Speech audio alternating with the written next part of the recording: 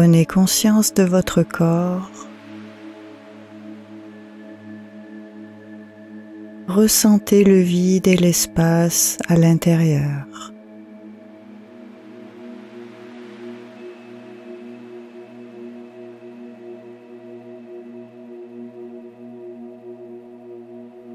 Laissez cet espace s'étendre vers l'extérieur. Vous ne faites plus qu'un avec l'univers.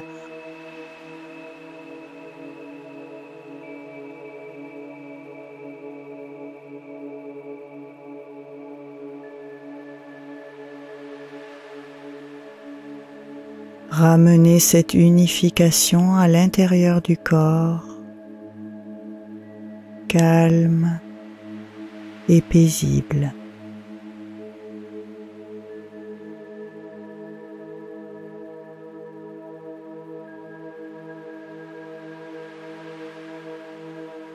Ouvrez-vous à l'univers avec révérence et le plus grand Gong Jing, un vrai respect.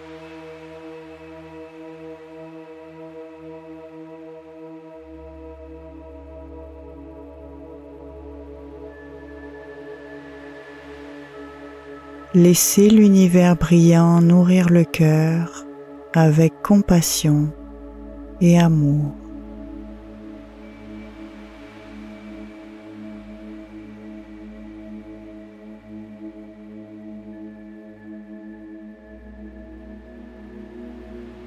Vous êtes détendu, libre et joyeux.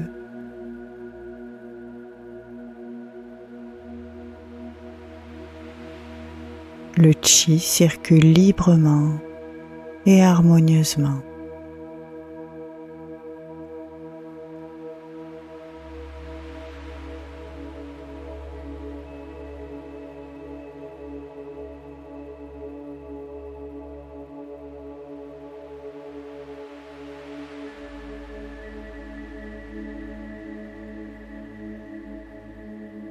L'harmonie est un état de paix et d'équilibre, un état intérieur sans conflit.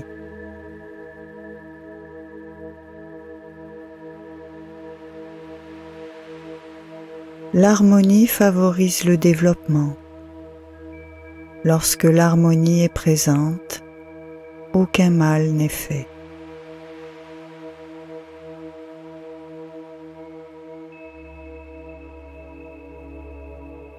Il y a un élément qui perturbe souvent l'harmonie, la colère. En particulier la colère en réaction à l'injustice.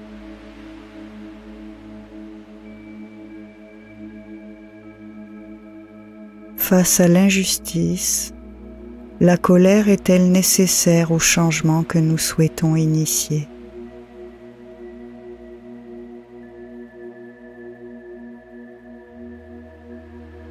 Nombreux sont ceux qui pensent que sans colère, il n'y aura pas assez d'élan pour faire prendre conscience du problème et provoquer le changement.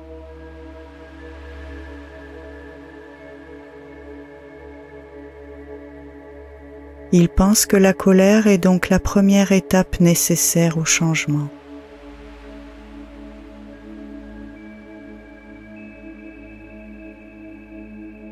Certains pensent également que la colère est nécessaire pour se protéger lorsque nous sommes attaqués. Elle transforme la peur en la force dont nous avons besoin pour mieux riposter.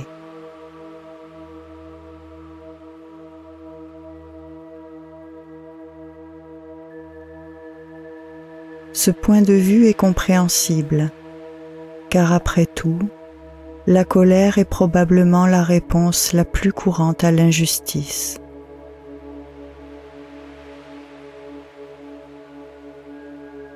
Et il semble si naturel de réagir de cette manière.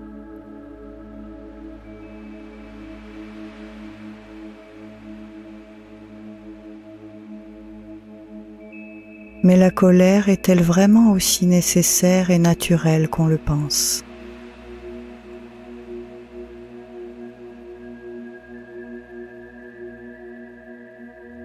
Examinons les causes de la colère à 3 niveaux.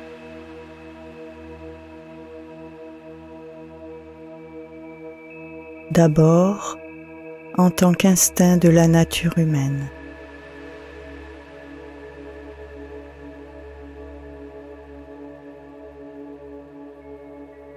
Comme beaucoup d'émotions négatives, la colère est un instinct. En d'autres termes, nous naissons tous avec la capacité de ressentir de la colère.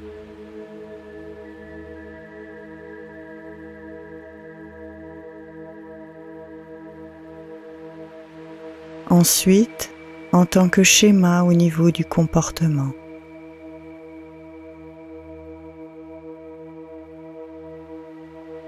La façon dont nous grandissons déterminera si cet instinct sera transformé et transcendé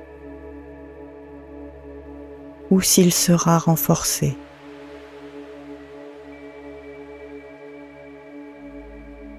Par exemple, si un enfant est élevé dans un environnement sûr et nourrissant et apprend des stratégies pour faire face à la vie sans colère, cet instinct peut progressivement disparaître.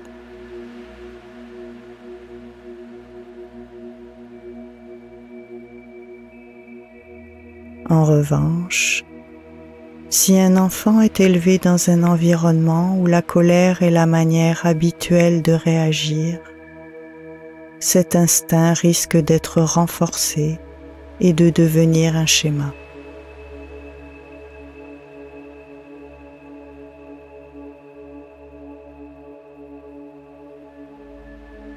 Et enfin, en tant que résultat des schémas de la conscience.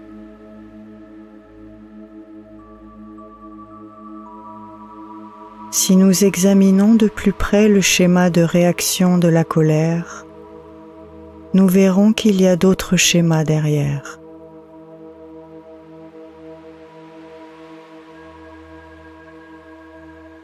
En d'autres termes, la colère elle-même est le résultat du déclenchement de schémas nocifs.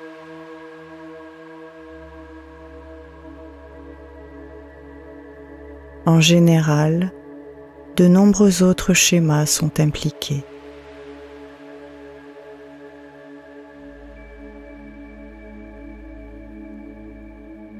Ce qui précède suffit probablement à expliquer pourquoi il semble si naturel d'être en colère.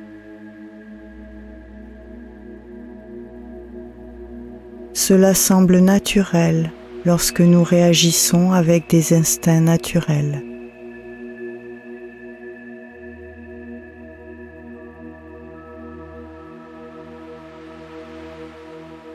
En outre, il est intéressant de noter que lorsque les schémas sont à l'œuvre, ils peuvent ressembler à nos instincts naturels.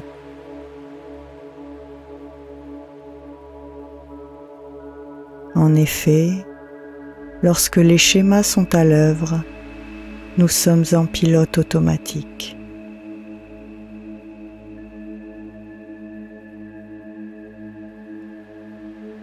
La conscience a besoin de très peu de temps pour traiter l'information, et les réactions sont donc déclenchées instantanément.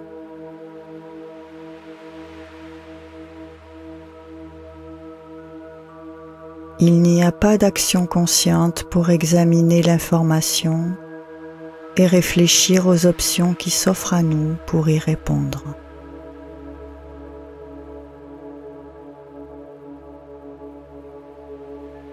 C'est pourquoi la colère semble surgir immédiatement dès que les schémas sont déclenchés.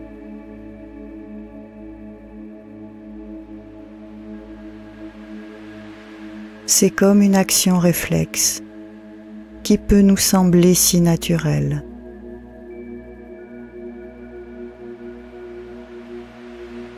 L'expérience pourrait également être comparée à la conduite d'un vélo, qui peut sembler très naturelle lorsque nous l'avons fait de nombreuses fois et que nous nous y sommes habitués.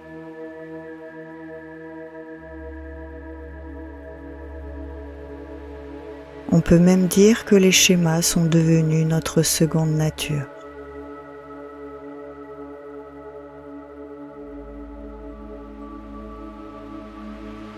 Dans le système Ren Shui, la colère est considérée comme une émotion négative ou nocive, non pas parce qu'elle est moralement mauvaise, mais parce qu'elle cause toutes sortes de dommages à la vie.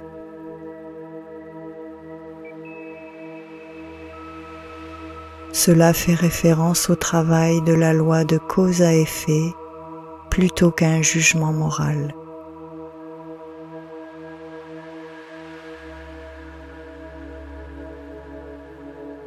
Le mal est le résultat d'une violation de la loi de la vie et de l'univers.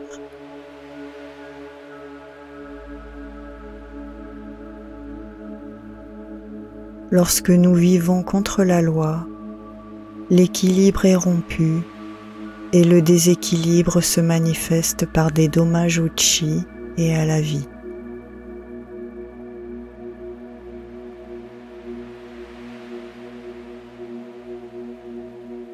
C'est ainsi que fonctionne la loi.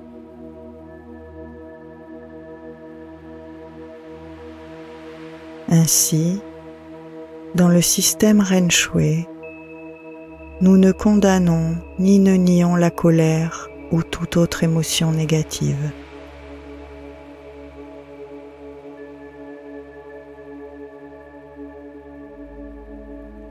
Nous ne glorifions pas non plus la colère comme étant nécessaire ou naturelle, car non seulement cela ne reflète pas la réalité, mais cela pourrait aussi nous donner l'occasion de justifier la colère.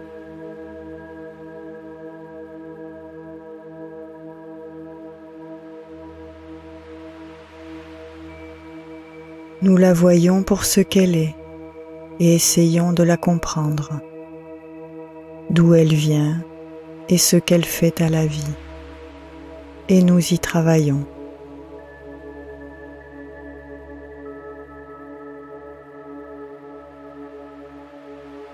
Nous reconnaissons la colère ou n'importe laquelle de nos émotions nocives, et nous les utilisons comme des voies d'accès à notre moi profond, pour en trouver les causes et y remédier.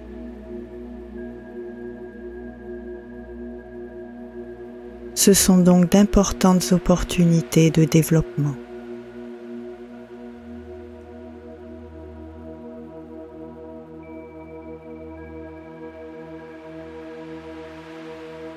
La justice est une valeur morale se résumant au fait d'être traité de manière équitable et juste.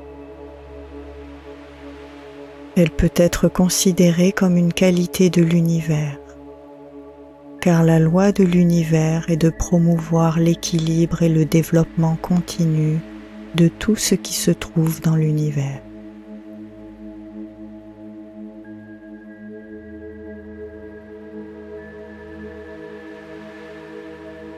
Il s'agit donc d'une qualité inhérente à la nature humaine.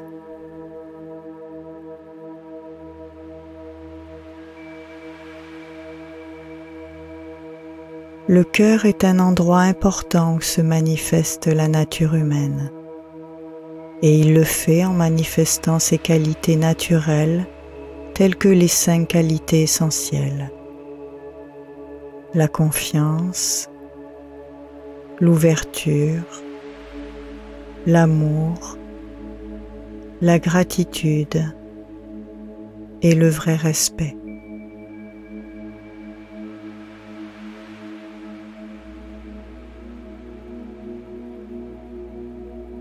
La justice est étroitement liée aux qualités essentielles que sont la confiance, l'amour et le vrai respect.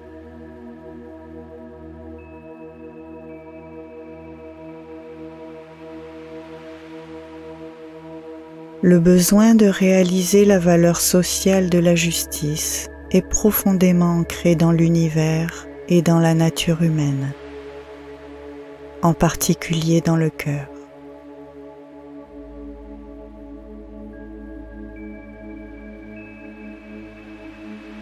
Avec un peu de chance, ce qui précède vous aidera à comprendre pourquoi nous réagissons à l'injustice par la colère.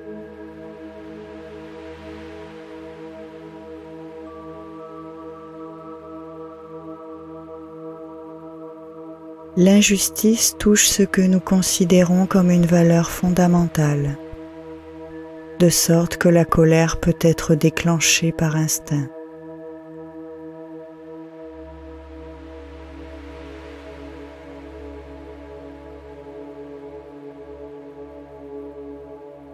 La colère étant un schéma réactif, elle peut jouer un rôle, tandis que de nombreux autres schémas sous-jacents au niveau de la conscience, tels que les attentes figées et la pensée polarisée, peuvent également y contribuer de manière significative.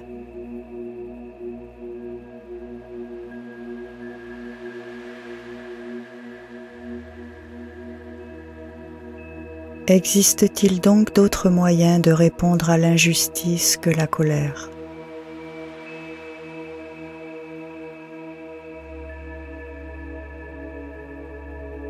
Par exemple, pouvons-nous trouver des moyens qui non seulement éviteront les dommages causés par la colère, mais qui s'attaqueront également à la cause profonde de l'injustice et créeront des changements positifs?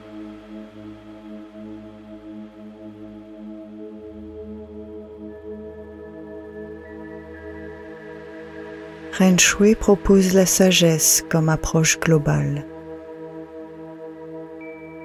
Nous utilisons la sagesse pour transformer l'instinct de colère, transformer les schémas nocifs au niveau du comportement et de la conscience, et comprendre l'injustice et guider notre action pour créer un changement positif.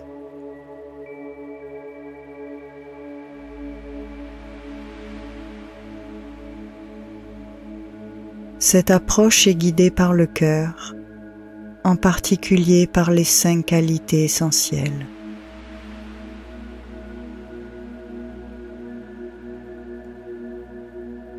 En travaillant sur notre cœur, nous pouvons restaurer les qualités du cœur. La confiance et l'amour peuvent chasser la haine et le ressentiment.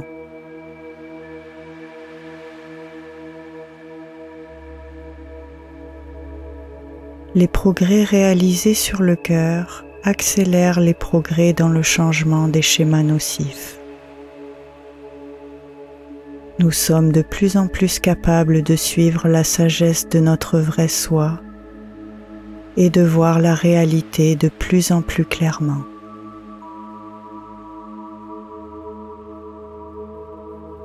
À travers ce processus de guérison, nous pouvons réaliser que la colère est une forme d'agression qui nous nuit à nous-mêmes et au monde, et qui ne rend justice à personne.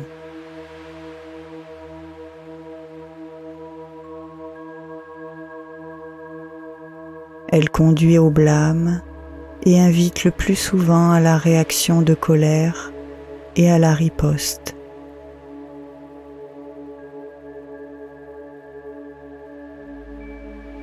Nous pouvons changer le monde sans nous mettre en colère.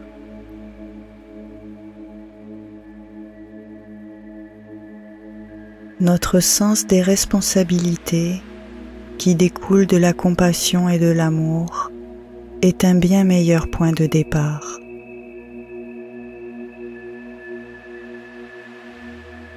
Pour travailler sur la colère, il est nécessaire de guérir nos propres blessures en travaillant sur le cœur et les schémas nocifs.